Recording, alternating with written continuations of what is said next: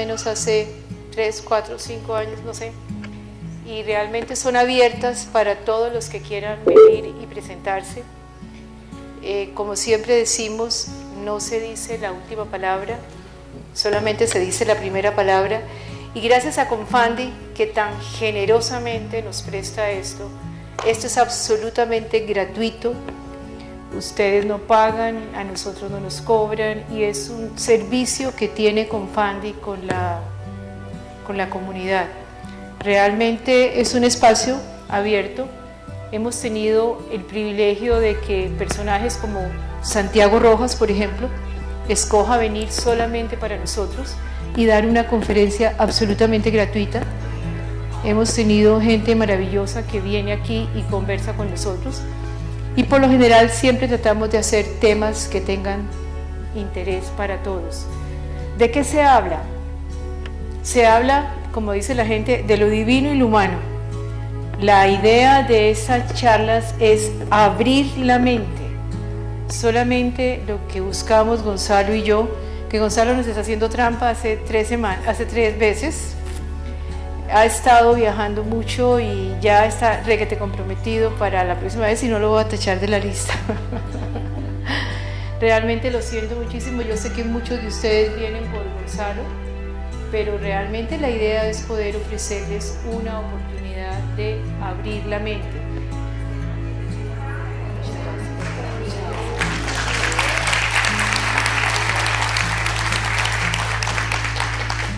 Muy queridos, muy lindos. Por eso la idea es que, como dice la frase, la mente se parece a un paracaídas, solo sirve si se abre. Muchas de las ideas que trabajamos aquí posiblemente nos golpean inicialmente, nos lastiman y empezamos a mirar cosas que de pronto no habíamos aprendido. Esta mañana que hablaba por radio con Bogotá, que todos los días me llaman Jairo Pulgarín desde Bogotá, estábamos viendo algo que tiene que ver con el doble, y Jairo me decía, yo no puedo creer que eso exista. Ustedes no se pueden imaginar, yo misma me sorprendo de la cantidad de información que hay, la cantidad de nuevos conocimientos que hay, y uno sigue repitiendo, metido en su esquema, metido en su cápsula, creyendo que allí está la verdad. Y todos los días hay algo nuevo, hay algo nuevo, hay algo nuevo. La revolución de la física cuántica es grandísima. Todavía hay gente que considera que no es verdad, porque lo que le sucede a la ciencia muchísimas veces es que no tiene las herramientas ni los elementos para medir los cambios. Entonces es algo así como no lo puedo medir, yo creo que no existe. Es lo mismo que yo me tapo los ojos y digo no veo nada, o sea que no hay nadie. Realmente es de una manera muy obtusa de encontrar la verdad. Pero hay tanto conocimiento, ustedes se meten a Google, claro, hay cosas buenas y cosas malas, pero uno se mete a Google y se sorprende de lo que encuentra. El doble, la física cuántica, otras dimensiones, cosas sencillísimas y facilísimas de captar, pero nos tienen que abrir la mente. Y el primer golpe que nos damos es con las propias creencias. El primer golpe es con lo que aprendimos. Casi que lo que tenemos que hacer ahora es volver a aprender. El collar.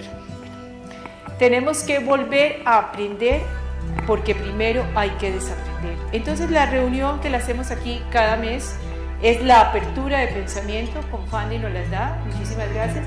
¿Quiénes vienen por primera vez? Hacemos siempre la primera pregunta.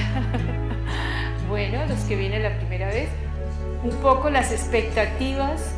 Siempre saben que está abierta para las personas que quieran.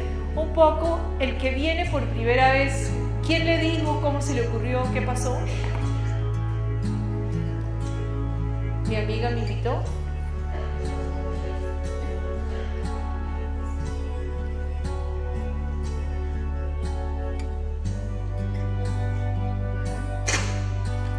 ¿Qué esperan los que vienen por primera vez? ¿Qué expectativas hay? ¿Qué se les contó? ¿Qué se les dijo? ¿Quién nos dice? ¿Un voluntario, una voluntaria? ¿Qué oyó? ¿A qué viene?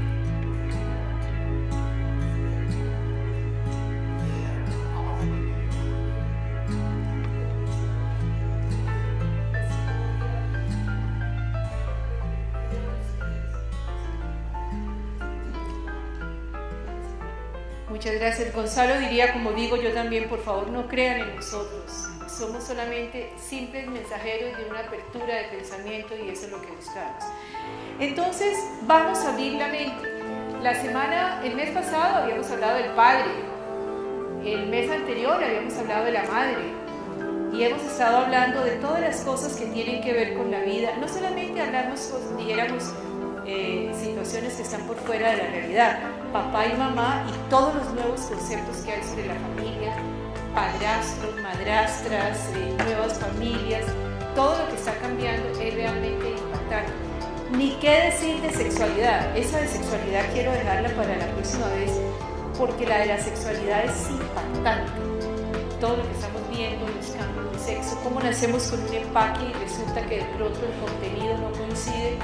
Cuando uno escucha las historias de personajes famosos que empiezan a decir situaciones como nunca me encontré bien en mi cuerpo y he vivido aprisionado, atrapado en un cuerpo que no me corresponde, el famoso señor, el medallista olímpico que luego cambia, ahora se llama Catrín. Todas estas cosas, ¿qué le está pasando a este mundo? Hoy estamos viendo lo de la eutanasia que frenaron, o sea que también morirnos va a ser decisión de nosotros. Miles de cosas que están cambiando. Yo podría pararme y decir, no creo, freno, no acepto, el cambio no se va a dar.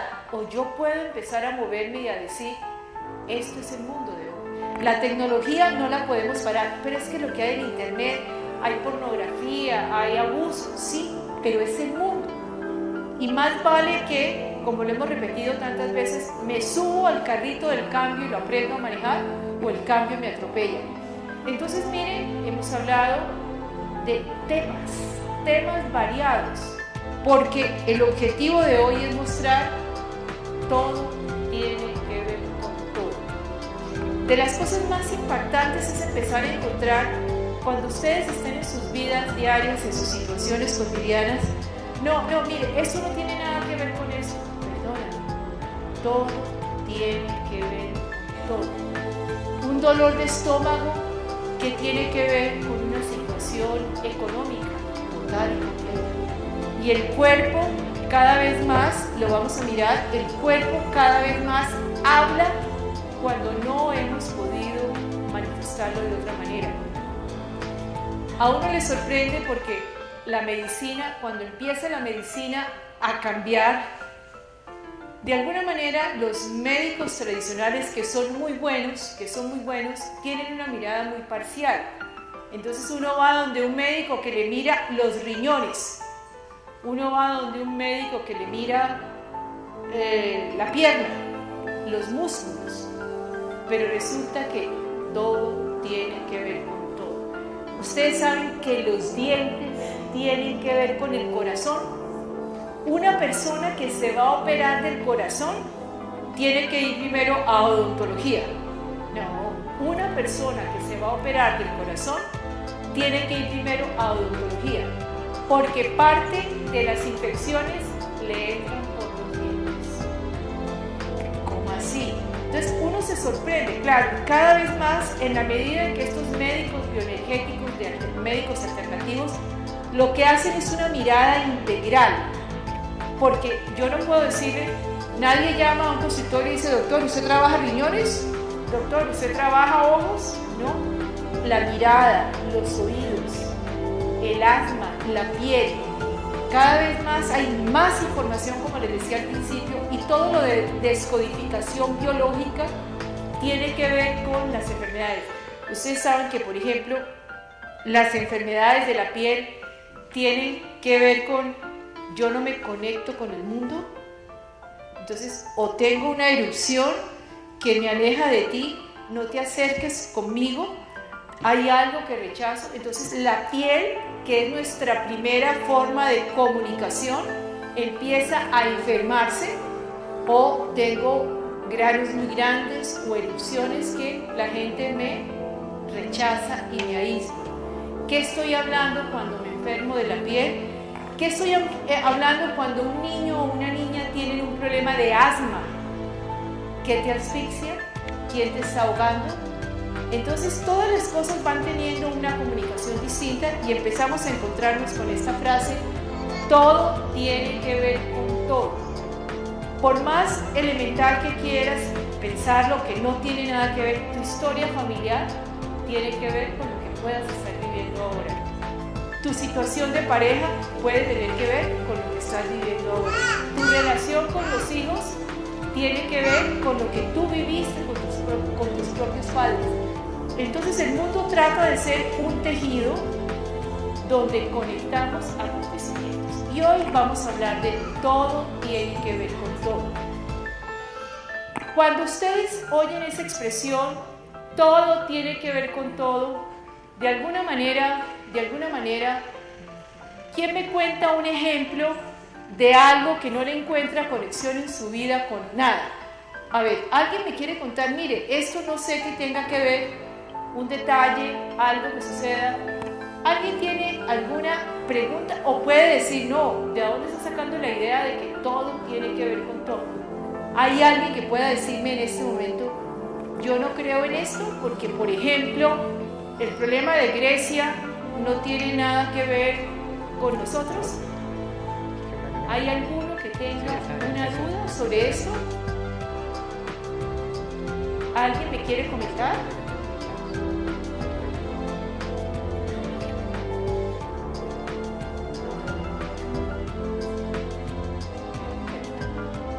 Gente tan buena y uno la ve con tanto sufrimiento.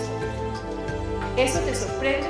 Entonces tú, de pronto, la pregunta es ¿cómo conectar gente tan buena y un sufrimiento tan grande? Entonces, ¿todo tiene que ver con todo?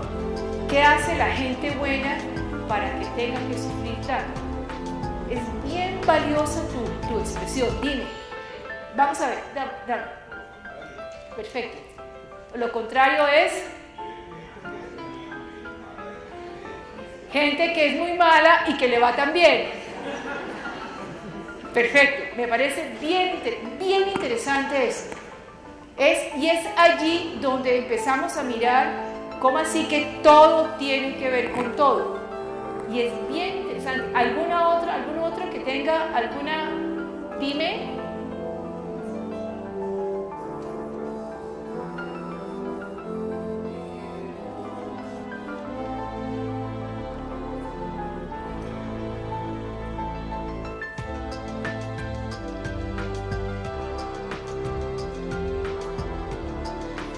Muy rápidamente, sin llegar a ser médica y darte la explicación profunda, la diabetes tiene que ver con el azúcar. El azúcar tiene que ver con el amor, con lo dulce y lo agradable y la ternura. Entonces yo tengo exceso de azúcar como si yo me la produjera a mí misma porque no hay nadie que me la dé. Elemental, pues, de la manera más simple posible.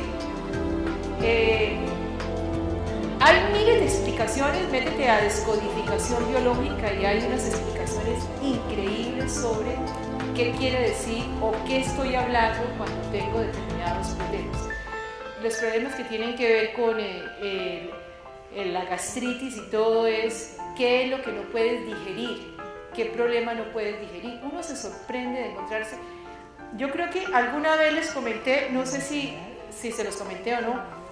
Hubo una familia que vivía, no hace mucho tiempo, vivía en un sitio cercano a un bosque y creo que eran 4 hermanos y a 2 de esos hermanos tuvieron un accidente y unos lobos se los comieron o los mataron a los muchachitos.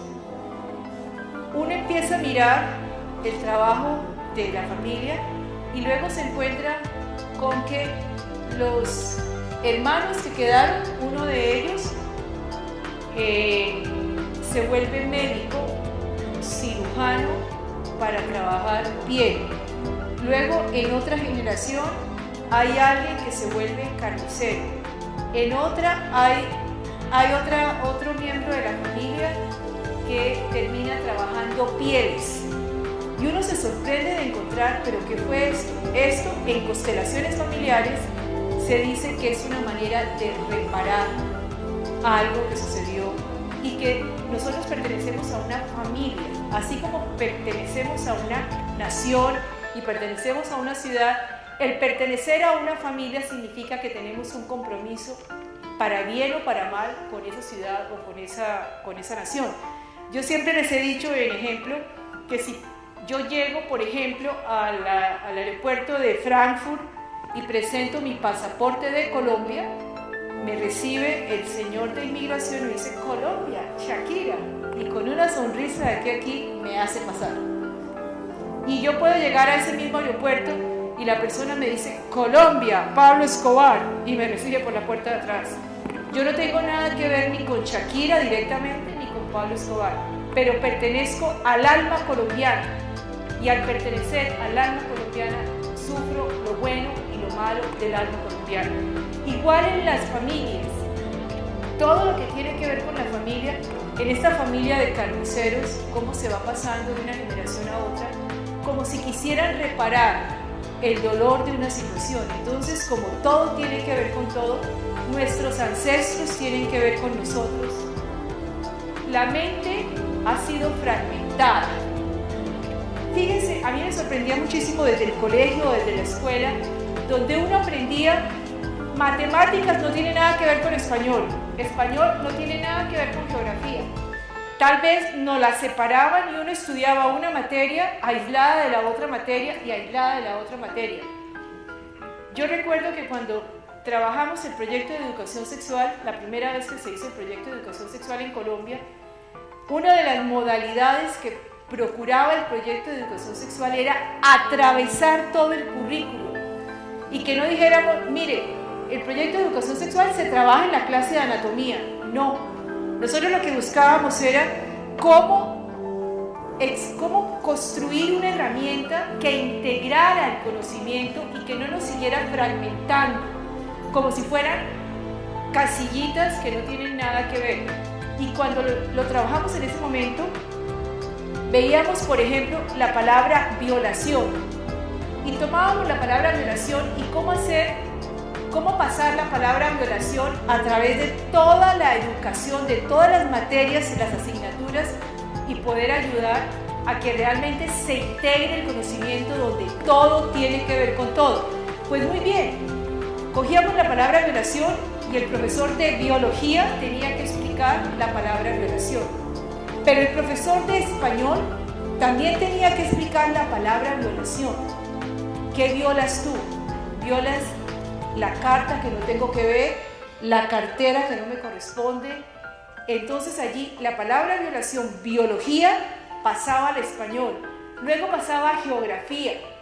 Tú violas las casas de tus vecinos, violas un parqueadero, violas las reglas, te pasan los semáforos en rojo. Entonces la palabra violación iba atravesando todo el currículo para poder que tuviéramos los hechos integrados y que no, ¿cuántas veces decimos nosotros en la vida: mire, es que eso no tiene nada que ver con eso?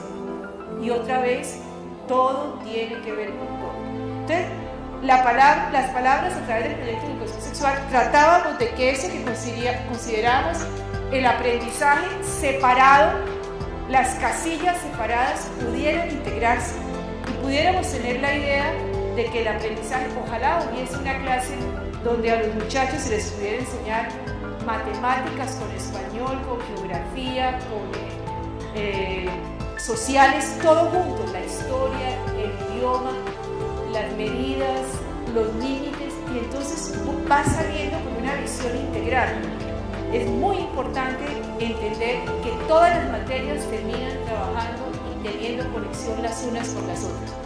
Ya hablamos del cuerpo humano, que creemos entonces que el cuerpo no son órganos caminando solos. Hablamos de la división del aprendizaje. Es muy importante lo que sentimos, lo que percibimos y lo que hacemos. Allí también estamos divididos. No, yo siento algo, pero o no lo expreso, o no lo digo, o actúo de una manera distinta. Suena muy fuerte porque lo más difícil que tiene la condición humana, lo más complejo que tiene la condición humana es ser coherente. Es lo más complejo que hay. Quiero decirles que todo es fácil, menos tratar de ser coherente. ¿Qué quiere decir tratar de ser coherente? Que lo que yo pienso, que lo que yo siento y que lo que yo actúo vaya al unísono. decir la teoría, hay gente que puede hablarte y decirte toda una teoría sobre lo bueno, lo malo, etc. Pero llegar a practicarlo, ¿cuántos de nosotros que estamos aquí sentados no hemos querido, ojalá, destripen esos hijos, madres guerrilleros? ¿Cuántos no lo hemos dicho? ¿Cuántos cuando han cogido un ladrón, un violador de una niña?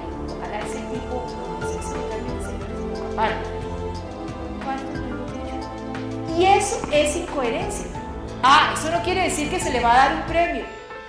Pero cómo somos en lo que sentimos, lo que percibimos y lo que hacemos. Es importantísimo. Y todos tenemos derecho a tener, pero es que ustedes saben, y yo les he comentado con la mano en el corazón, que yo tengo uno con el cual no he podido. Estoy tratando de hacer todo el esfuerzo posible, pero tengo que tratar de hacerlo. ¿Por qué? Porque hay que ser coherente. No es una cosa fácil, pero yo tengo que intentar que lo que yo hablo, que lo que yo pienso y que lo que yo siento sea coherente. Entonces, en el fondo del corazón, cada uno de nosotros tiene su propio o sus muchos guerrilleros. ¿Cómo?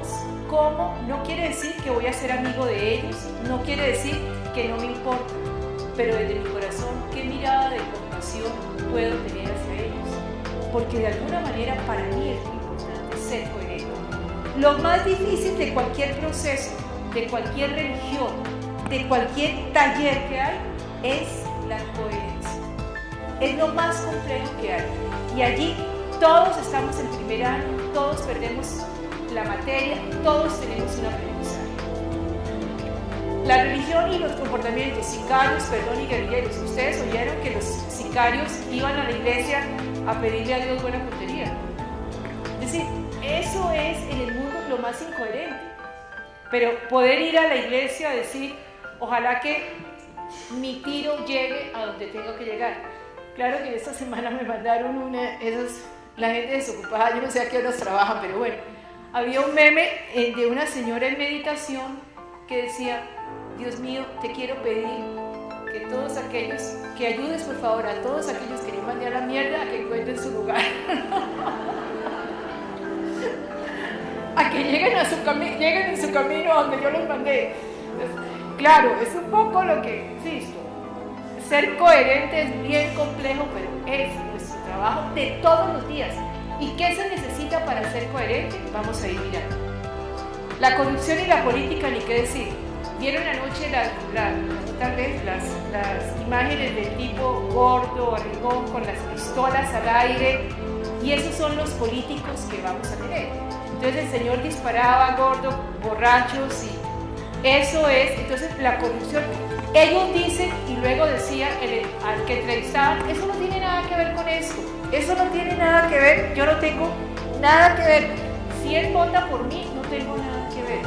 Otra vez la inmensa dificultad de encontrar que todas las casillitas del comportamiento están unidas, y yo no puedo pretender que esto no tenga nada que ver con esto. Esto lo hemos repetido también varias veces, pero es muy valioso que lo tengamos claro. ¿Qué enseñó la cultura? La cultura nos dijo que lo más importante era la mente, lo más importante de la conducta humana era la mente, la inteligencia, la razón, el pensar, las creencias. Siempre una persona inteligente se ganaba todos los puestos. La inteligencia, es un hombre o una mujer inteligente, eso era lo más valioso que decía la cultura. Pero sucede que se dieron cuenta hace como 40 años, 50 años, que teníamos cuerpo y empezamos a darle importancia al cuerpo. Aquí están las emociones, los sentimientos, la sexualidad, el deporte, el medio ambiente. Entonces, esto era, la conducta humana fluctuaba entre mente y cuerpo. Si una persona tenía mente y cuerpo, estaba maravillosamente bien, era importante. La cultura no medía esta parte. El espíritu. Y el espíritu tiene aquí una palabra fundamental, la conciencia, la conciencia que es el archivo eterno, lo trascendente, las coincidencias y la sincronicidad. ¿Qué es el espíritu?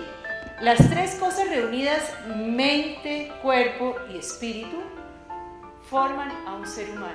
Y lo más importante, fíjense que aquí yo tengo la palabra inteligencia, pero aquí tengo la palabra conciencia, y no son lo mismo. Inteligencia y conciencia no son lo mismo, y es de las dificultades más grandes con las que nos encontramos, porque es que es una persona inteligente, o sea que es una persona que tiene conciencia. No es verdad. Una persona puede ser muy inteligente y no tener conciencia. La conciencia es diferente, y es allí, la conciencia es la que nos permite ser coherentes. Cuando yo tengo conciencia, la voy despertando, voy creciendo y voy aprendiendo, cada vez soy más coherente.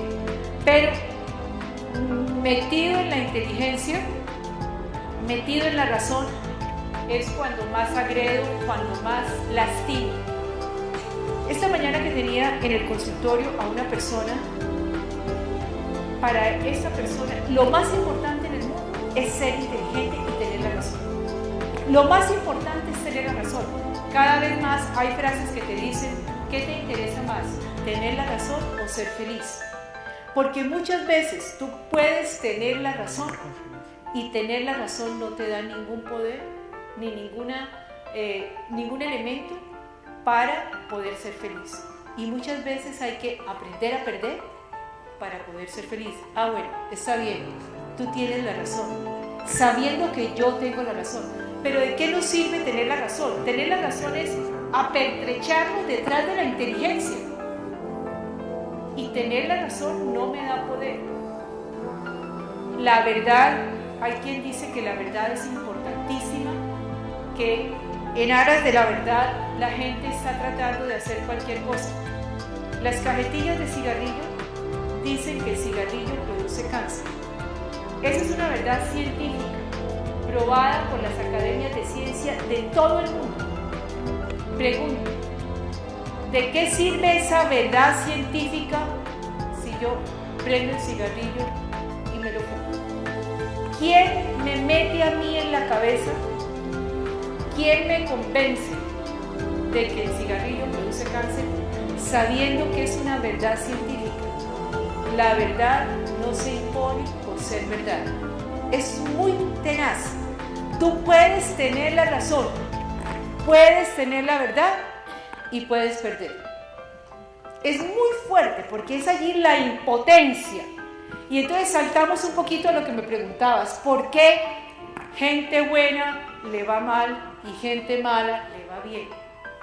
Tengo la razón, tengo las pruebas, tengo los elementos y sin embargo perdí. Muy bien, aquí hacemos un salto de garrocha. ¿Para qué nacemos? ¿Para qué nacemos? Porque es que tengo la razón, tengo todo, pero lo único que vive en la vida no es la razón. Esa conciencia es fundamental. Entonces, ¿para qué nacemos? Voy a brincar un poquito. ¿Para qué nacimos?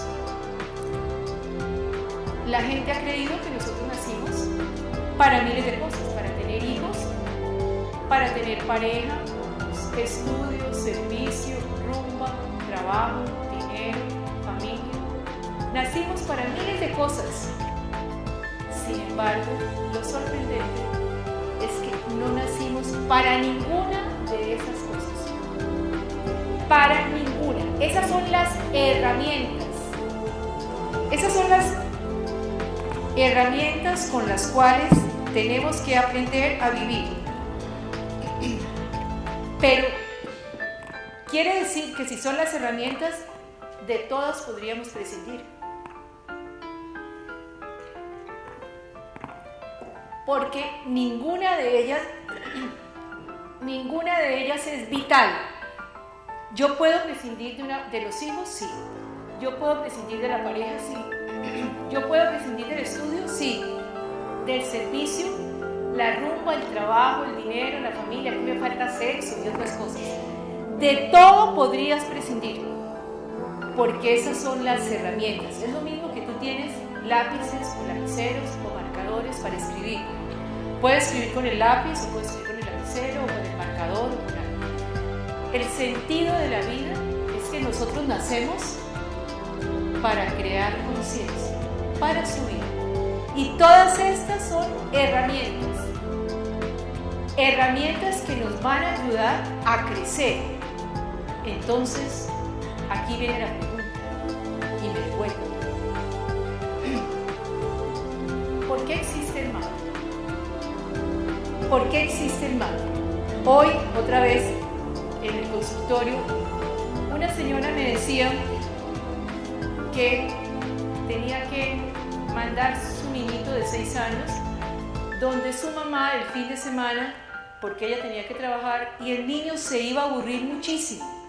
Ella se acaba de separar de su marido y tiene culpa por la separación, ahí ese fue otro problema, pero que a ella le preocupaba mucho que su niño se fuera a aburrir muchísimo, que él pasa hartísimo en la casa de la abuela.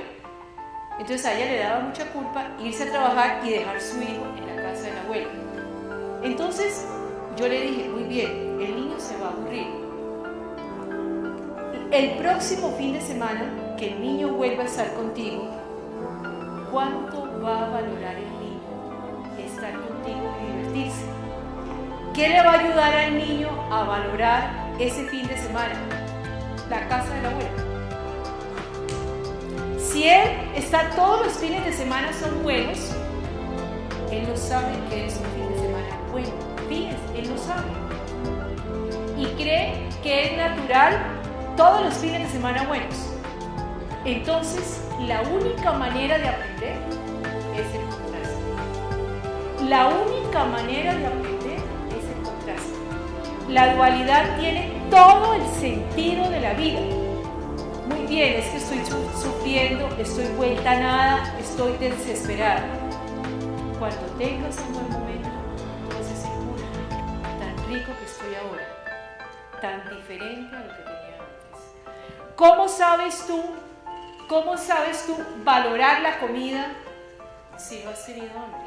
Ah, claro, estamos hablando, como todo tiene que ver con todo, estamos en este momento, el mundo entero, posiblemente, si nosotros vamos a los tarros de basura en nuestras casas, ¿cuánta comida se bota? ¿Pero por qué? No por maldad, sino pues porque es que hice unos espaguetis y sobraron, y ya comieron todos y sobró algo. Si no hay perro, ¿a dónde van a dar? Al tarro de la basura. ¿Cuántas cosas se desperdician? Pero si nosotros tuviéramos una escasez absoluta, cuidábamos más. O sea que el contraste y la dualidad son absolutamente necesarios. Absolutamente necesarios. Porque si no los vivimos, no podemos valorar. ¿Cómo sé yo qué es el bien si no conozco el mal? ¿Cómo sé yo qué es arriba si no hay uno abajo? La dualidad es fundamental en la condición humana.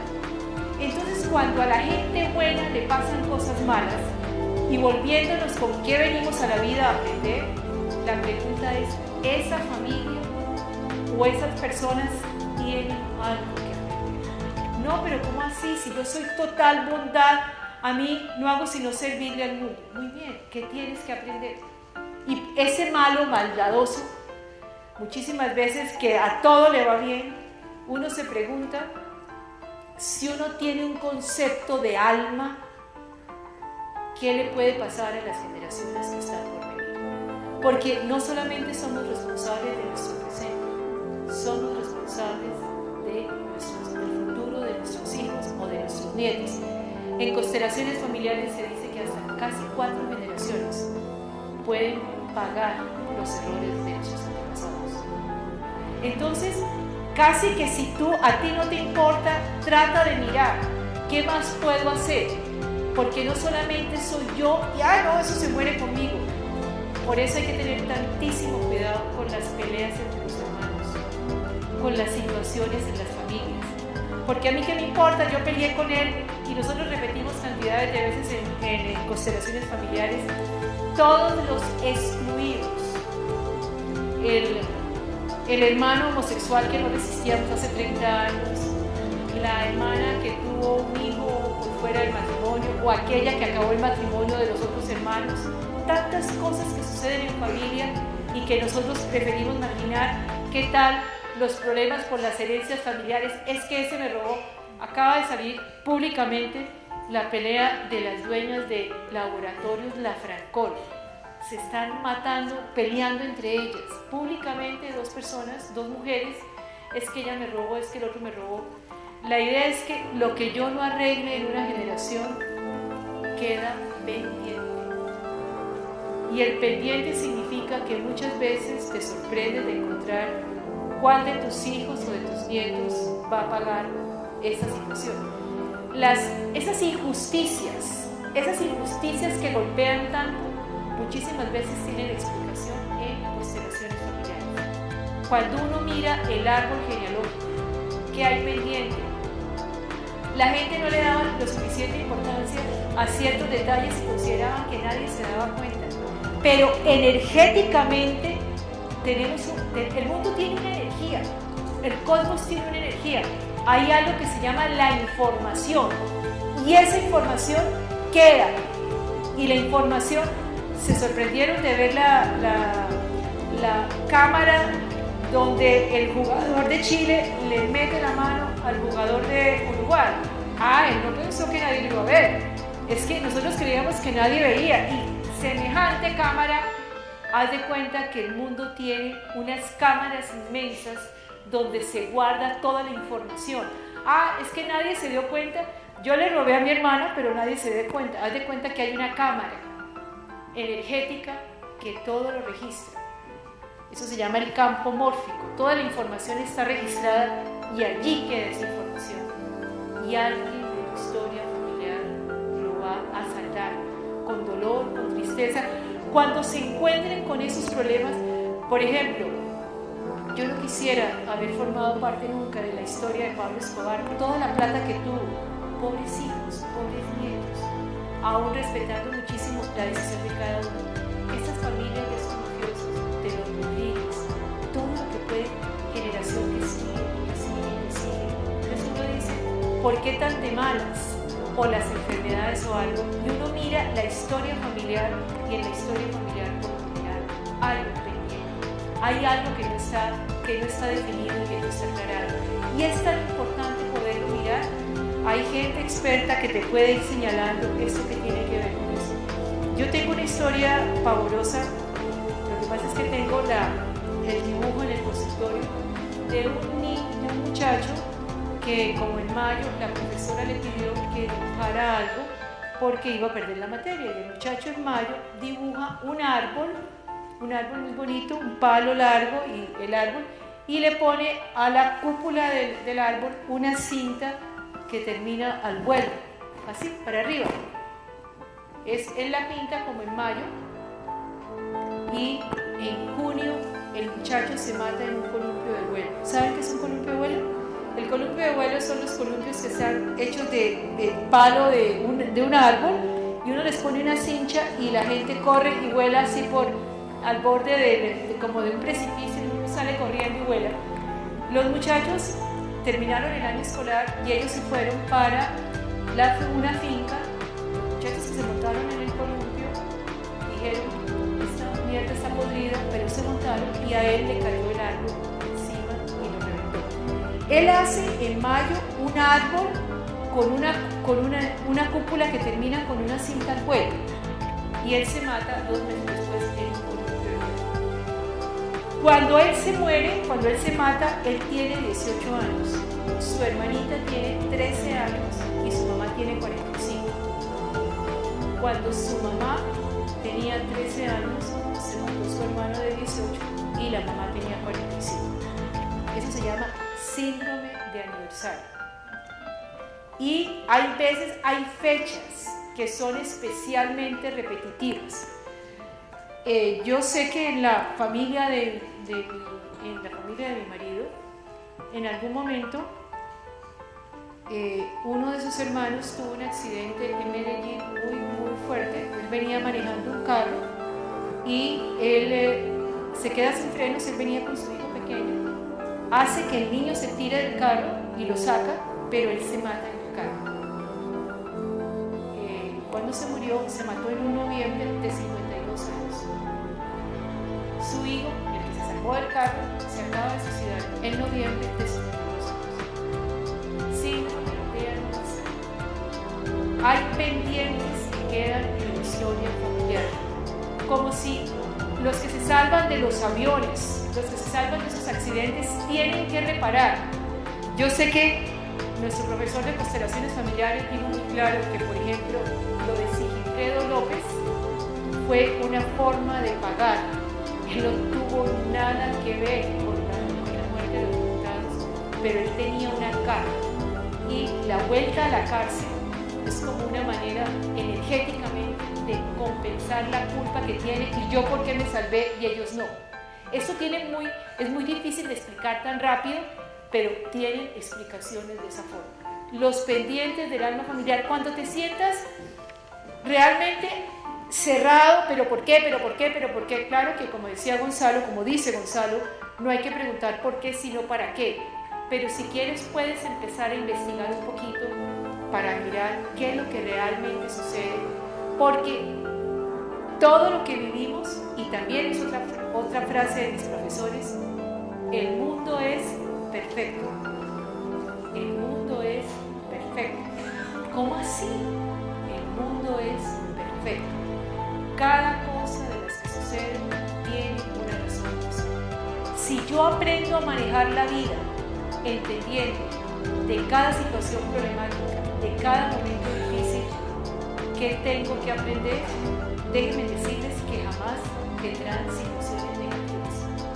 Si en cada situación, por dolorosa que sea, tú dices, qué horror, nos quebramos, qué horror, se nos robaron el carro, qué horror, la niña la acaban de violar con todo el dolor y con todo, pero la pregunta es, ¿qué tengo que aprender? Por lo general, cuando hay una violación, hay una historia de abusos y de violaciones. Uno se sorprende de encontrarse con esas cosas, porque dice, la violaron, pero ¿qué tanto hay? Hay una historia que les he contado muchas veces que me impacta, y es de una niña que tenía muy mala relación con su padre, pésima relación, su padre la había violado. Y esta niña, cuando trabaja un proceso de constelación familiar, se da cuenta que su padre es hijo de una violación. O sea que a la abuela la violaron y nació su papá. Ella, claro que no se va a tirar a los brazos de su papá, pero empieza a tener una gran compasión hacia su padre, porque entiende cuál es la rabia de su padre. Cuando es hijo de una mujer que lo vio toda la vida, porque él era hijo de una violación, y este hombre lo único que hace es poder abusar de las mujeres, porque ¿qué le significan las mujeres? Si su propia madre lo rechazó. Entonces uno empieza a ver historias y cadenas que se sorprende y empieza a decir qué es lo que está pasando. Entonces no es una cosa fácil. Y fíjense entonces, pero otra vez, todo tiene que ver. A ver, un minuto para adelante, vamos a pararnos, a ver, movernos un poquito. A los del ladito, ¿qué es lo que más me ha llamado la atención? He aprendido algo nuevo hoy. A ver, ¿qué le puedo decir a mi vecino y a mi vecino? ¿Qué he aprendido nuevo hoy? A ver, ¿qué he aprendido nuevo hoy?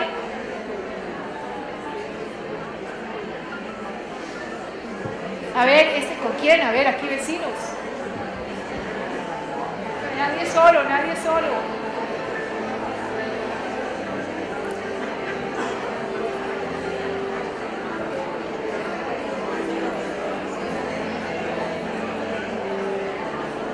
A ver, vecinos, aquí hay, al lado. A ver, conversamos, a ver.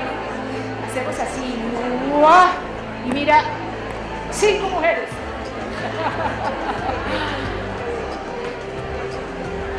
A ver, una señora.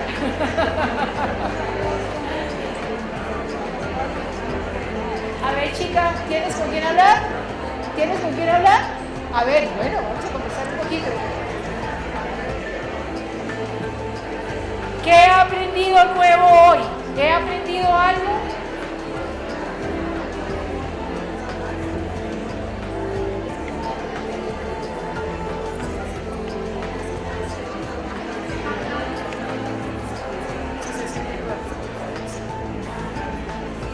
Pregúntame ahora qué he aprendido nuevo hoy.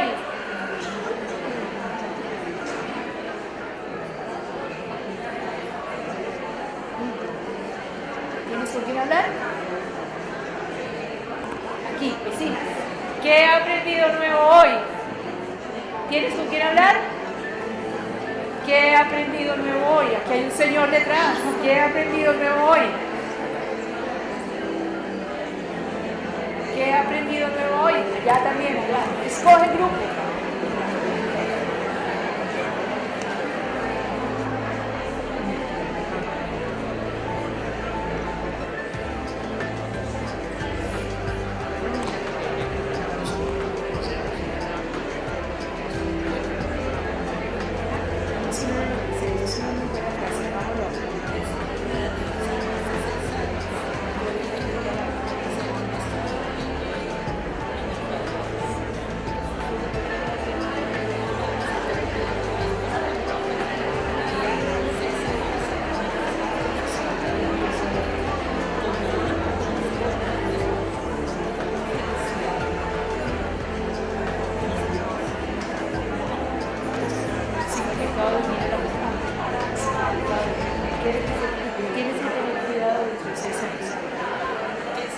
Tienes que tener cuidado de tus excesos.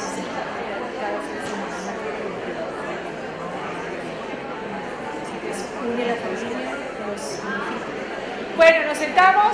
Dime.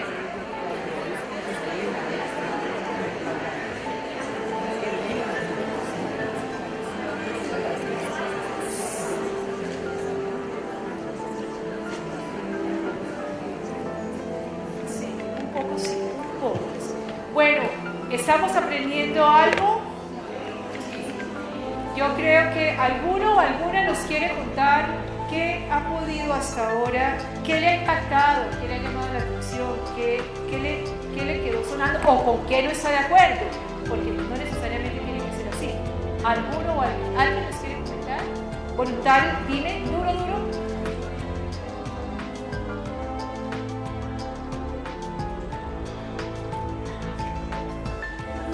¿Sí?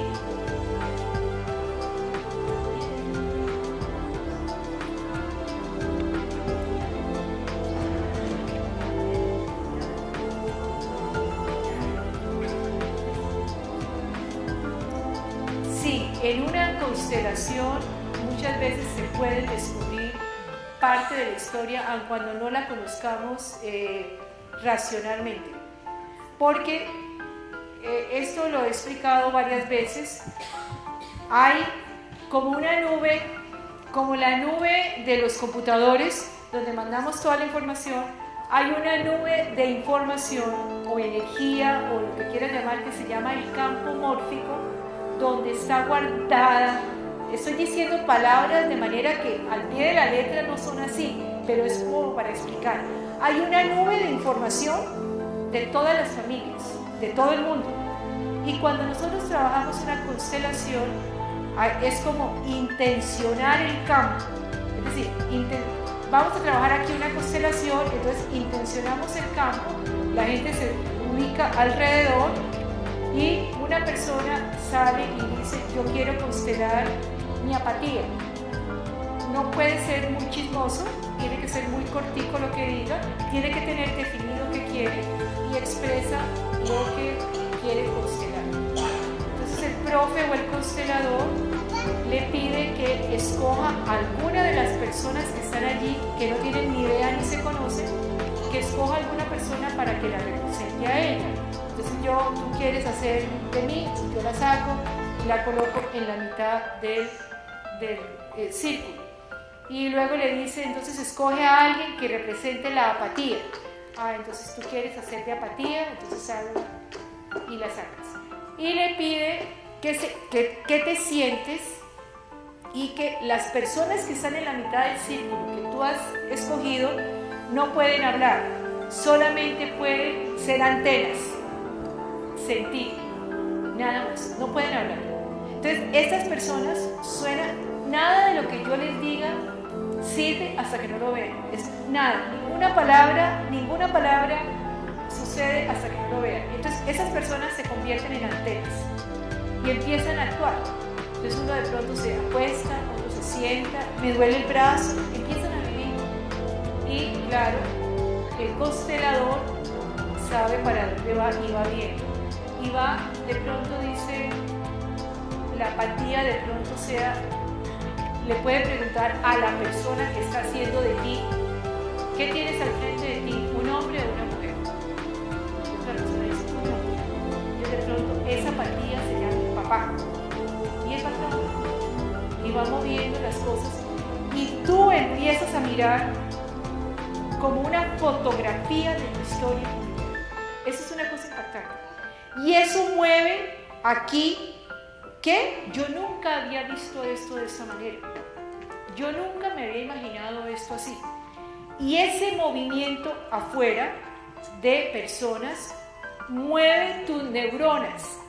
Por allá decía el señor Bruce Lipton, que trabaja todo lo de la biología, cómo las emociones se vuelven biología y cómo la emoción de lo que tú estás sintiendo cambia, yo no sé la parte biológica muy bien, cambian las conexiones neuronales y tu actitud empieza a ser diferente. Entonces, muchas veces cuando tú tienes un impacto muy fuerte, te puede dar dolor de cabeza el resto de la tarde, te puede dar sueño, te puede dar mareo, porque es como si recibieras un masaje. Ahora, todas las constelaciones no son iguales. Hay unas que son muy fuertes, hay otras que son más fáciles. Lo más importante es que tú tengas claro qué quieres constelar. Y se empiezan a mirar cosas, uno se sorprende. Eso es una técnica que cada vez coge más fuerza en todas partes y aclara muchísimas cosas. Pero, te repito, son instrumentos. Es posible que también una terapia de hipnosis ayude muchísimo. También una terapia que se llaman terapias breves te ayuden a mirar. Lo más importante de todo eso es decirles que hay maneras de salir adelante. Hay maneras, es decir, cuando la gente dice me quedé encerrada en lo mismo, me quedo en lo mismo, no, hay maneras de buscar ayuda. Ahora, si yo tengo que vivir una situación difícil, y aquí volvemos, ¿por qué tenemos que sufrir? Tú tienes que trabajar algo. ¿Qué es lo que yo tengo que aprender? Lo más difícil, pero es lo que hay que trabajar. ¿Qué es lo que tengo que aprender? Y cuando tengan niños y muchachos pequeños, cuando ellos vengan con problemas, es que tengo un problema. ¡Ah! Otra vez con problemas. O cámbiale la frase y le dices, ¿qué tienes que aprender? ¿Qué tienes que aprender? Y cuando tú le cambias la frase para decir qué tienes que aprender, entonces ¿qué sucede? Que los inconvenientes y los errores no son dificultades. Sí, son dificultades, pero son aprendizajes. La generación donde yo fui educada, los errores eran lo peor que le podía pasar a uno. Los errores eran garrafales. Otra vez te equivocaste, otra vez con problemas, sin entender que el problema y el error son las mayores fuentes de aprendizaje. Claro, si tú logras aprender de ellos, entonces estás creciendo. Si tú te quedas empecinado, no, ¿por qué a mí? Tú allí te quedas pegado y allí vuelves y repites, allí vuelves y repites. Todo tiene que ver con todo. Cuando una relación de pareja no funciona y dos personas se separan, es muy importante que se busque ayuda, pero no para volver, sino precisamente porque tú tienes un radar interior y tu radar siempre va a buscar un problema complementario. Entonces, si yo soy hija de una madre muy prepotente, muy dura, como sucedió esta mañana con el caso que vi en el consultorio, muy posiblemente yo como hija pueda querer casarme con un hombre tan prepotente y duro como ella. Suena increíble. Entonces, mi mamá es una controladora y resulta que me busca un marido controlador. Entonces, ¿qué es lo que estoy buscando? Reparar un poco a mi madre creyendo que de esa manera voy a encontrarme con la madre amorosa que quería. Y resulta que termina siendo un chasco. ¿Por qué? Porque yo tengo que trabajar mis procesos. A uno le sorprende porque uno siempre espera que desde afuera venga la solución y la solución no está afuera. Es muy impactante. Entonces, yo voy aprendiendo, tengo que sufrir. ¿Por qué tengo que sufrir? Entre más resistencia le pongas al sufrimiento, entre más resistencia, más doloroso es. Aquí me preguntaban, ¿pero por qué yo merezco este lío de mis abuelos? Porque es que, para bien o para mal, estamos conectados y formamos una trama un campo energético donde unos y otros somos responsables de todos. Así como el Papa nos dijo, mire, no boten comida, cuiden el medio ambiente, todos tenemos que ver con todo lo que está sucediendo. Ah, no, eso es para ustedes, son los que tienen que ahorrar agua. Yo no tengo necesidad de ahorrar agua. ¿Cómo así? Yo creo que hay cosas que son muy impactantes y uno tiene que empezar a tomar conciencia social, conciencia y responsabilidad social. Yo no estoy aislada. Así como para bien o para mal, tengo el apellido de mis padres, tengo la educación buena o mala de mis padres, tengo mis ancestros en ellos, hay cosas buenas y cosas malas. No es que merezcas o no merezcas. Posiblemente puedas reparar. Y es muy importante entonces, porque uno puede venir al mundo y tratar de reparar esa historia familiar haciendo conciencia. Haciendo conciencia. Nosotros vivimos en automático, no nos damos cuenta de lo que pasa, solamente un golpe es la que nos hace reaccionar. Vivimos todo el día, entonces es como subir y bajar un switch, no me doy cuenta de nada, no sé cuántas veces contestamos en la vida, ay no sé qué pasó, no me di cuenta. Ese no sé es el acto de mayor inconsciencia. Siempre los otros son los responsables, la culpa está afuera y yo estoy ausente de mí mismo. Entonces siempre hay alguien, es el gobierno, eso fue Santos, no, eso fue Uribe, eso fueron los guerrilleros, siempre hay alguien por fuera. Nosotros estamos en Colombia, todos los que nacimos en Colombia, los que estamos viviendo aquí, porque tenemos una misión y una responsabilidad social. Yo tengo un programa de televisión y cuando he entrevistado a la gente, yo recuerdo que estos grandes pensadores que venían me decían, Colombia es un país maestro. ¿Qué? Colombia es un país maestro. Colombia tiene la misión de enseñarle al mundo. Miren, lo que Colombia le tiene que enseñar al mundo a través de la droga. Ahora, con este proceso de paz, que yo no sé qué va a pasar, pero todos los ojos del mundo están puestos en Colombia. Entonces, hay una responsabilidad social. Como todos los ojos del mundo están puestos en Grecia. ¿Qué va a pasar ahora en Grecia? Entonces, tenemos eso que dicen, no, eso está aislado, eso no tiene que ver, todo tiene que ver con todo. Y es tan importante poder responsabilizarme de lo que estoy haciendo. Ojalá de las cosas concretas que podríamos hacer, si sirven pequeños tips. La primera, en cada situación difícil, no preguntar, uy, ¿qué es lo que tengo que, por qué es tan difícil? Sino, ¿qué tengo que aprender? Y la segunda, trata de borrar de tu diccionario la palabra no sé. Intenta construirle una respuesta.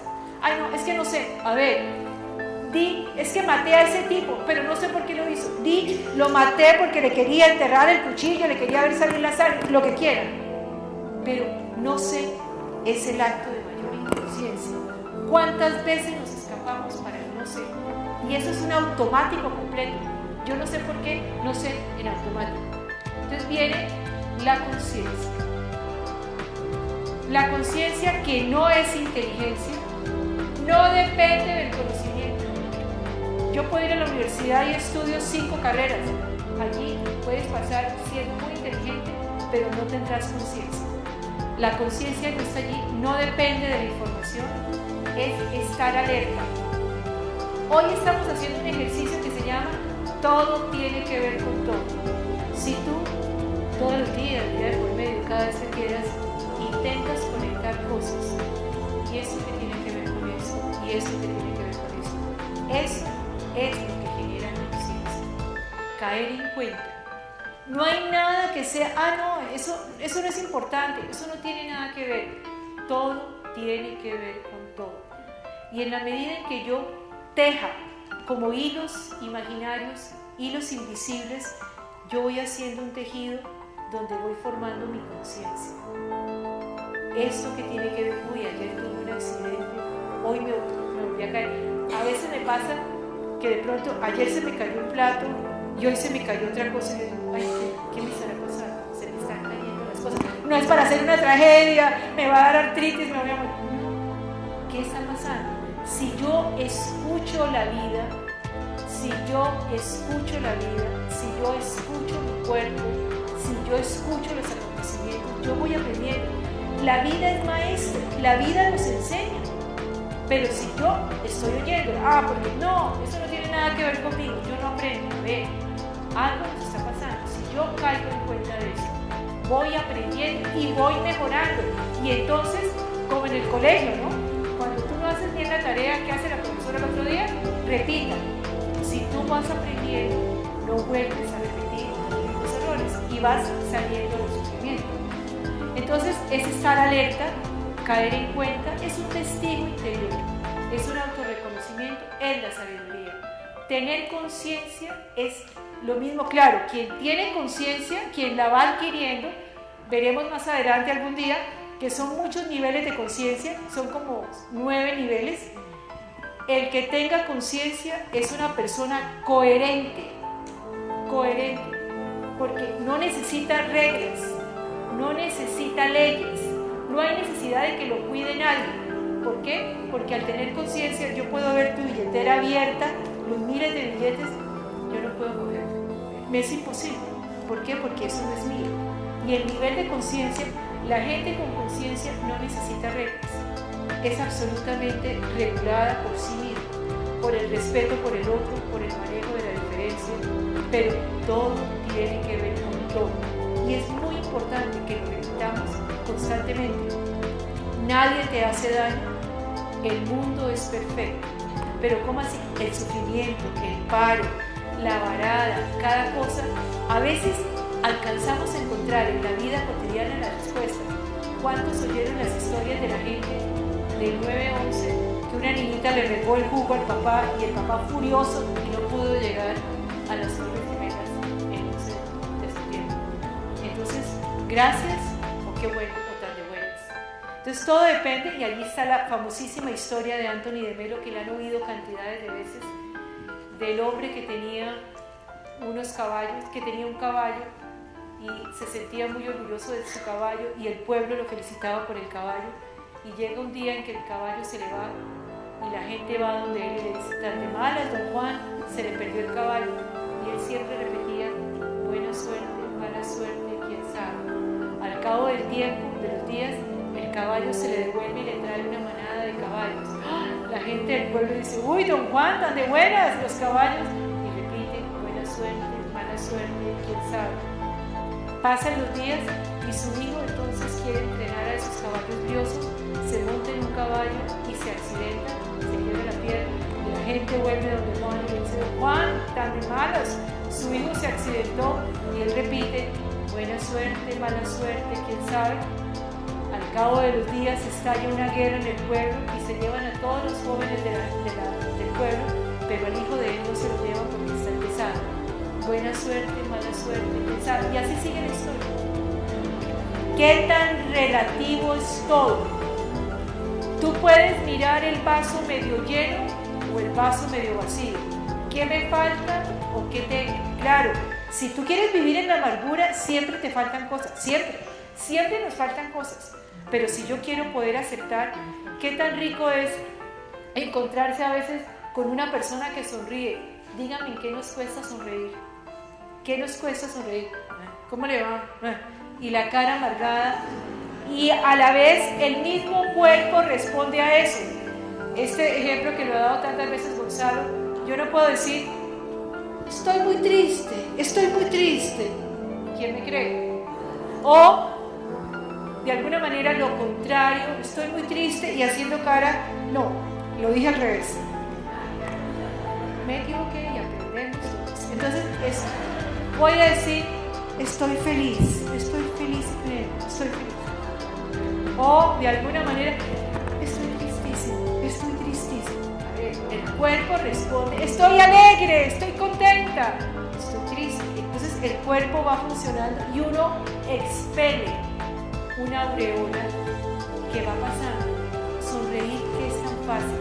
Alguna vez también hablamos de la gratitud.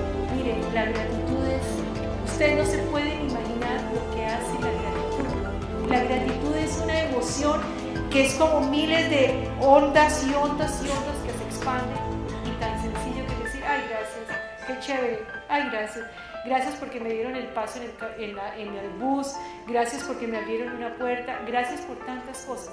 Pero como crear conciencia Todo esto que estamos hablando, estamos aquí para ayudar a caer en cuenta. Esto, caer en cuenta y tener conciencia. El sufrimiento lo necesitamos, no somos de malas. La historia familiar la necesitamos, porque tenemos que estar inscritos en una historia familiar, y hay personas que están en una historia familiar para ayudar a reparar la historia familiar. Alguien me preguntaba cómo se hace. Hay que hacer un pequeño ritual. Muchas veces cuando yo tengo una historia de papá o mamá o de abuelos, mi abuelo fue un traficante sin vergüenza o algo, yo puedo escribir una carta muy amorosa o muy rabiosa, lo que quiera, y escribirla y leerla y arrugarla, quemarla y romperla y decir, abuelo, esa es tu historia, no la quiero seguir cargando. Entonces hay pequeños rituales que se pueden ir haciendo donde uno puede tener la ayuda de alguien que nos maneja y nos ayude en el ritual, pero los rituales son cortes que se hacen a historias para que no se repitan. Una carta, unas velas, hay formas de hacerlo y uno hace esos cortes. Los rituales son tan importantes en la condición humana, por eso cuando una pareja, por ejemplo, se va a ir a vivir junta, hay que hacer un ritual. Hay que casarse de blanco, inglés, no. Hay que hacer un ritual. ¿Y cómo es un ritual de una pareja que se va a vivir junta? No es decirle, yo vengo con mi maletica, córrese, que aquí vengo. No, porque eso no es, eso es un problema de hospedaje. Cuando tú vas a hacer te vas a ir a vivir con alguien, pídele a ese alguien y comprométete tú, tomémonos una foto comiéndonos una hamburguesa, pero que el lunes 3 de octubre empezamos a vivir juntos y celebramos nuestra relación. Porque si tú no tienes unos rituales que más o menos organicen la vida, con la misma facilidad que llegaste, te sacan. Aquí no hay ninguna clase de compromiso. Entonces llegaste, ya me está viendo feo, vaya, ¿cómo así? Esos rituales que aparentemente no es problema de viejos que quieren formalizar, pero son pequeños compromisos simbólicos que le ayudan al mundo a tener una responsabilidad. Estamos estudiando, ¿se puede acabar? Claro que se puede acabar, y puede que no tengas que ir a una notaría a firmar papeles, pero tenemos la foto al menos del día que nos fuimos a vivir juntos, porque los rituales para la fiesta de los 15 años, para pendejadas que uno dice, eso no tiene importancia. Eso sí tiene importancia. Los rituales son importantes porque marcan cambios. Nosotros en los países latinoamericanos, aquí por ejemplo en el Ecuador, no tenemos estaciones. Por eso son tan importantes a veces las estaciones en Europa, porque marcan diferencia. Entonces salimos de la primavera, pasamos al verano, pasamos al otoño, pasamos al invierno. Y así como cambia el clima, cambian los estados de ánimo y uno va haciendo cortes. Aquí son importantes diciembre, ciertas celebraciones donde vamos marcando cortes y son muy importantes.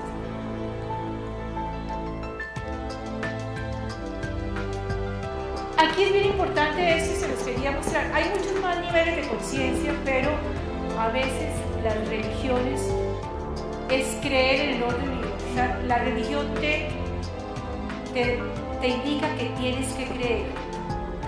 La ciencia te indica que tienes que saber. La sabiduría te indica que tienes que seguir. La aceptación es el respeto y la maestría es adaptarse. Son formas de mirar. Hay personas que necesitan mucho la religión, totalmente respetable.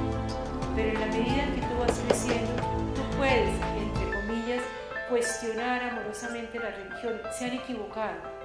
Pero porque son malas, no, porque pertenecían a momentos de la humanidad que se necesitaban. Ahora la ciencia está entrando con toda la fuerza y hay quien vive la vida bajo la ciencia. Tengo que saber cosas. Luego viene la sabiduría, que es como ir integrando, y es respetar y seguir el orden universal. Cuando yo empiezo a aceptar que el mundo es perfecto, yo acepto. Y empiezo a ser sabio, porque no me desgasto peleando contra lo que no puedo cambiar. Acepto y cómo puedo aprender. Cuando tengas un problema, tú tienes dos alternativas: reventarte de rabia o buscar una solución. Hay dos cosas. ¿Pero por qué me tocó a mí? Porque tú tienes algo que aprender. Luego viene la aceptación, que es el respeto, y la maestría es adaptarse. Adaptarse no quiere decir someterse. Hay una cosa bien importante, que adaptarse no quiere decir someterse. Adaptarse es decir, yo acepto lo que me toca vivir y como lo que tengo que vivir es mi aprendizaje, pues lo voy a aprender, voy a mejorar y voy a tratar de que las nuevas generaciones no me olviden. Vamos a dejar aquí alguna pregunta, algún comentario. ¿Alguno o alguna quiere decirnos en este momento cómo se... Dime. Duro.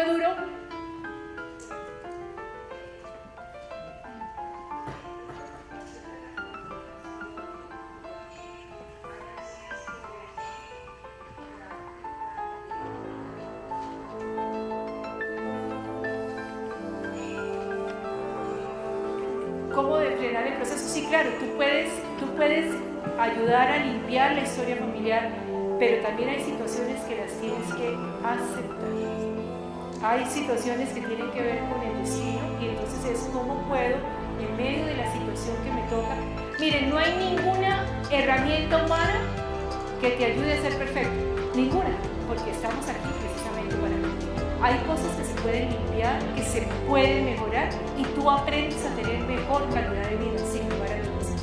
Pero perfecto no es nada, tú puedes reparar y el proceso de aceptación, la palabra casi que mágica en muchas situaciones es aceptación.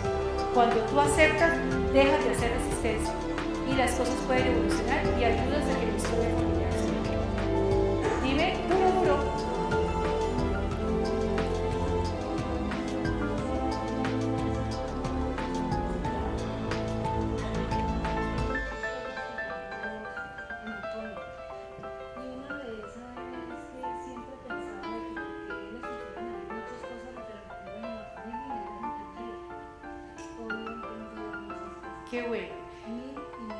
Qué bueno, es muy importante esto.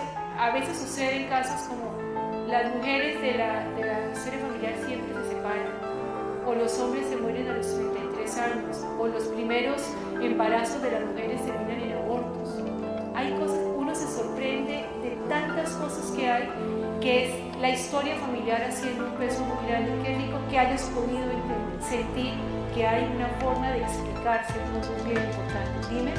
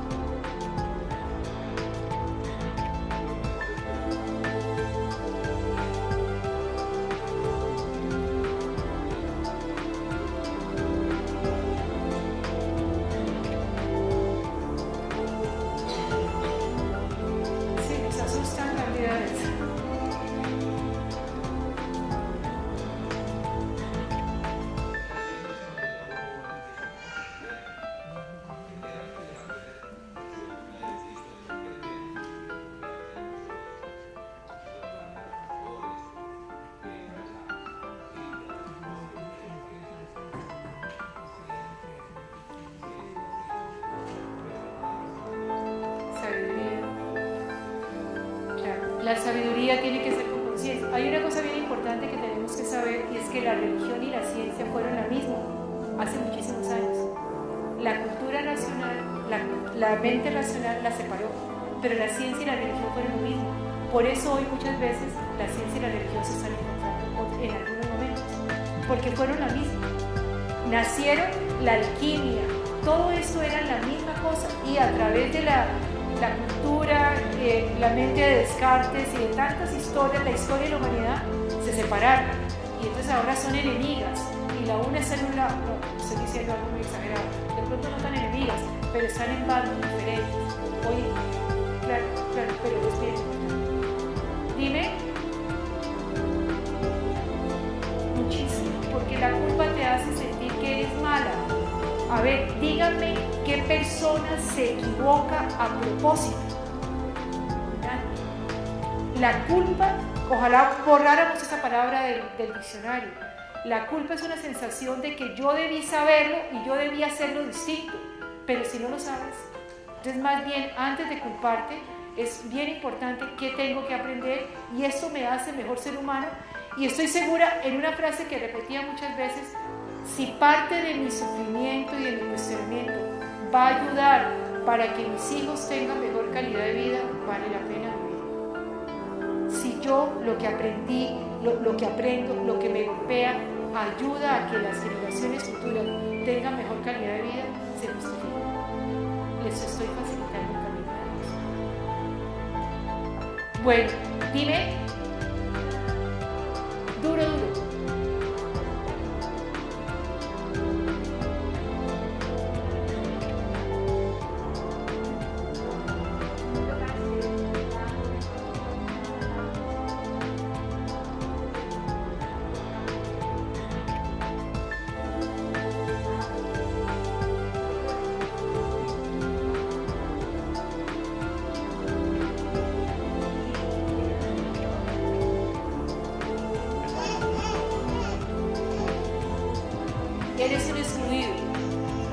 Eres un excluido de algo. Yo tuve una niña en el consultorio, Mona Ojiazul, hija de daneses, que se fue a vivir al Chocó. Y esta niña me contaba su historia de exclusión. Ella era la excluida, totalmente. Ella nunca pudo, ¿por qué la miraban de esa manera? ¿Por qué la señalaban? Porque ella era una mosca en leche. Allí ella estaba viviendo en Chocó, hija de daneses. Mona Ojiazul. Entonces, algo hay con el hijo, muy posiblemente, estoy interpretando muy rápido, de exclusión. Y hay que empezar a mirar qué hermano hay, qué tío hay, qué abuelo hay, excluidos. Y trabajando los excluidos ayudan a mirar muchas cosas que a veces no queremos aceptar. Mi profesor de constelaciones explica muy claro que, por ejemplo, esos que se van geólogos al fondo de los bosques, o los biólogos que se van al fondo del mar, tienen allá por allá son una marca de exclusión, se aíslan para construir otras cosas. La escogencia de las profesiones tiene que ver también con tu historia familiar. Hay muchas cosas. Acuérdense de los que mataron a los muchachos, el carnicero, el que manejaba pieles. Hay cosas que tienen muchísimo que ver. Lo importante de toda esta información es que hay manera de buscar respuestas. No siempre nos traerán calma, pero nos pueden ayudar muchísimo. Dime, duro. Gracias. Mi padre falleció hace un mes. Entonces, por ciertas circunstancias, yo no llevo el apellido de él, era mi padre de crianza. Siempre me tocó identificarme en el departamento médico a la madre de otro, la dirección de los ahora, que estoy en el restaurante, que sabe que mi padre era Manizales,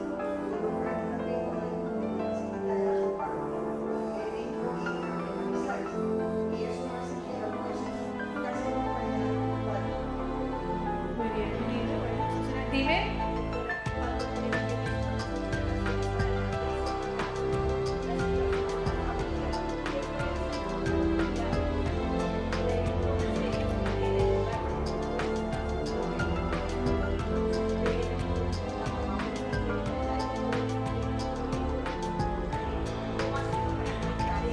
¿Tú perteneces a esa familia? Esa no es, a ver, suena muy fuerte, no tienes nada que hacer. No, pero es que, ¿qué sucede? Para explicarte un poquito, tú tienes conciencia, ellos no. Y entonces nadie puede hacer nada por nadie. Miren la frase que les estoy diciendo. Nadie puede hacer nada por nadie si tú no tienes conciencia. Yo desde acá estoy viendo que tú tienes dolor de cabeza. Ay, tú tienes dolor de cabeza. Ven, te doy una pastilla para el dolor de cabeza. Es la mejor que tengo. ¿Te la tomas? ¿Te la tomas? ¿En este momento te la tomas?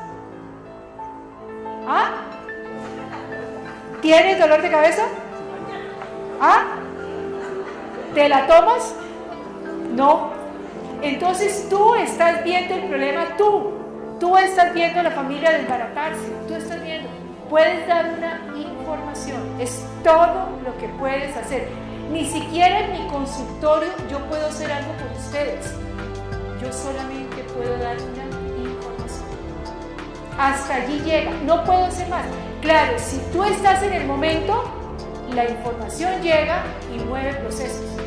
Pero eso, ay, ustedes van bien, ya siguen bien, eso de desgastarme cargando a la gente suena muy fuerte. Enrique Ortega lo dice clarísimo, nadie hace nada por nadie. El proceso de conciencia te lleva a asumir tu responsabilidad de tu propia vida.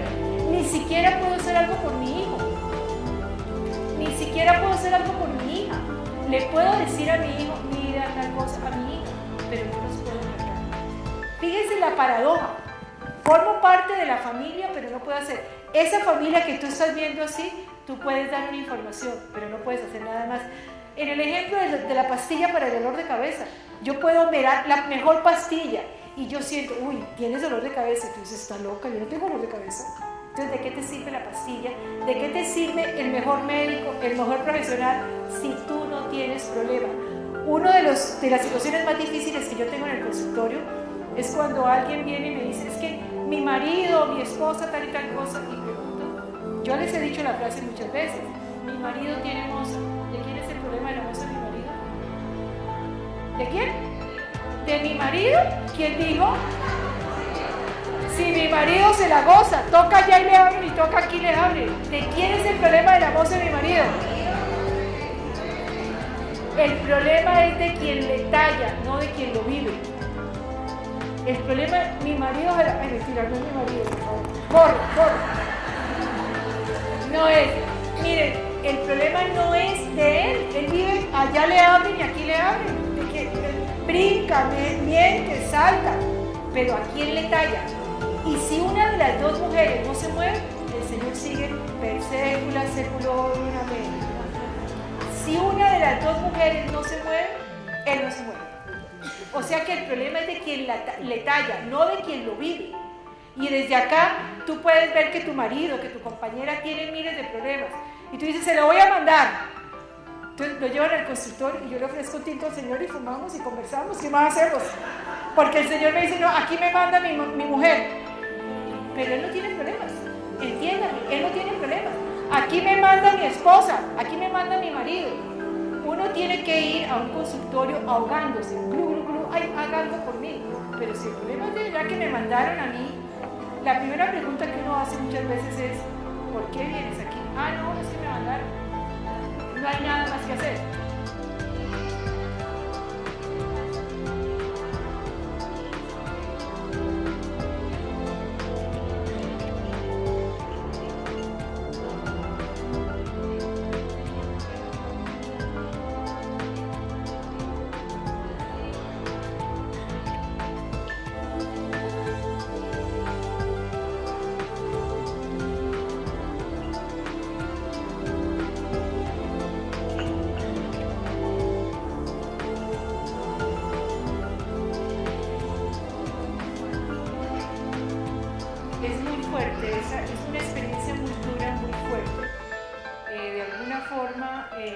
Nosotros trabajamos, por ejemplo, con un muchacho también en una constelación de mucha rabia y se encontró con que el padre era rabioso, el abuelo era militar y la persona que estaba manejando esa rabia, que era usted quiere hacer de mi papá, ese hombre no podía abrir los ojos, estaba enceguecido de la ira. Y uno se sorprende de encontrar esa historia y hay que trabajar.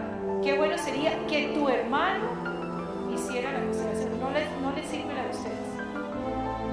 Y hay que tomar unas medidas y una determinación. Ahora ustedes podrían ayudarse para mirar un poco qué es la relación que tienen con la rabia. Pero no se puede hacer mucho porque de alguna manera se está repitiendo esto. A ver, respeto la palabra genes. Yo creo que más que genética es ambiente. Es muy difícil porque no te voy a decir 30% genes, 30%, no. Es más lo que se hereda y lo que se vive. Ah, con mujeres, le digo mujeres. Ah, con mujeres. Ahora, siempre se buscan mujeres pacientes. Siempre se busca la contraparte perfecta.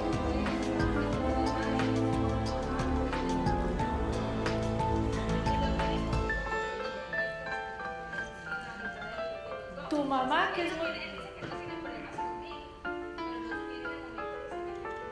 Tu mamá, que es muy noble, suena muy fuerte, lo alimenta, ¿no? No, lo alimenta en su violencia. Tu mamá lo alimenta y tu hermano termina siendo un vampiro energético. Y entonces lo alimenta. Suena increíble porque el pasivo alimenta al agresivo.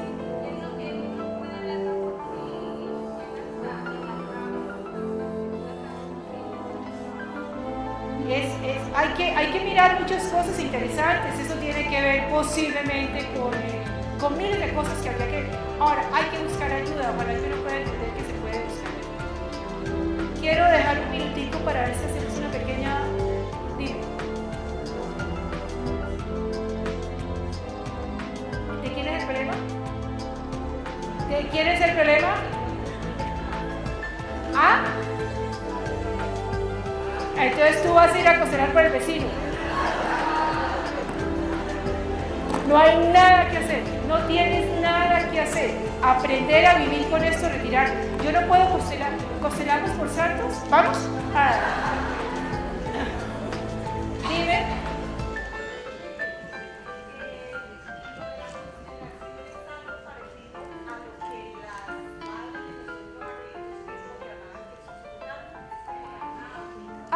Yo no voy a entrar en disquisiciones muy diferentes, sí, pero dijéramos que karma es muy con el sentido oriental de carga o algo. Dijéramos que sí, para no entrar. Metamos los dos en el mismo paquete, aun cuando los expertos podrán marcarte más la diferencia. Vamos a hacer simplemente un minutico de recogimiento. ¿Hay alguien que quiera decirnos algo más? Solamente un minutico nada más. Solamente vamos rápidamente a cerrar los ojos. ¿Dónde está nuestro ayudante atrás? Vamos a apagar un momentico la luz. Vamos a cerrar los ojos. Un minuto nada más de relax. Encontrar. Vamos a relajar nuestros pies, nuestras piernas, las rodillas, los muslos, los órganos genitales, las caderas, la cintura, el estómago, el tronco, el corazón, los brazos. Cada vez que vaya nombrando algo, hago conciencia de eso y lo suelto. Los brazos, las muñecas, las manos, los dedos de las manos, mi corazón, el corazón, la garganta, la cumbanda, mi boca, la cara, los ojos, la nariz, las orejas, mi frente, el cuero cabelludo, el universo. A través del cuerpo me conecto, a través del cuerpo puedo amar, puedo relacionarme con los demás y a través del cuerpo puedo manifestar la inmensa gratitud por estar vivo, por poder respirar, por tener una oportunidad de aprender, de crecer, de ser mejor persona, de poder entregarle al mundo un mejor ser humano que contribuya de alguna manera a que tengamos todos en cualquier parte del planeta, una mejor calidad de vida. Somos seres de luz. Somos seres de energía. Tenemos que aprender a mirar que todos nuestros actos influyen en los demás. Mis palabras influyen, mis actitudes influyen, mis gestos influyen. Yo tengo una responsabilidad conmigo y con el universo de ser mejor persona. Cada vez que venga a una reunión, cada vez que oiga una palabra diferente, que pueda sentir que puedo ser mejor persona, que tengo más para darle a la vida, que mi corazón se llena de gratitud,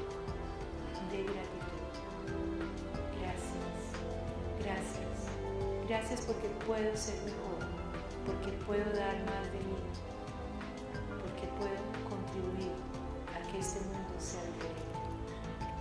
Desde mi corazón, no se me va a olvidar dar las gracias constantes, constantes. Gracias, gracias, gracias. Si tienes a alguien al lado, dale la mano y dile gracias de tu corazón. Pasa la mano ante al lado. Gracias. Gracias porque estás aquí. Gracias por lo que me ayudas. Gracias por ser mi compañero en este momento. Gracias, gracias, gracias. Gracias por todo lo que la vida nos da, porque podemos respirar, porque podemos sonreír. Hoy nos vamos a ir llenos de gratitud, aprendiendo que hay soluciones, aprendiendo que la vida, por difícil que nos parezca, siempre está aquí para enseñarnos. Siempre estamos aquí para ser mejores personas. Eso es lo importante.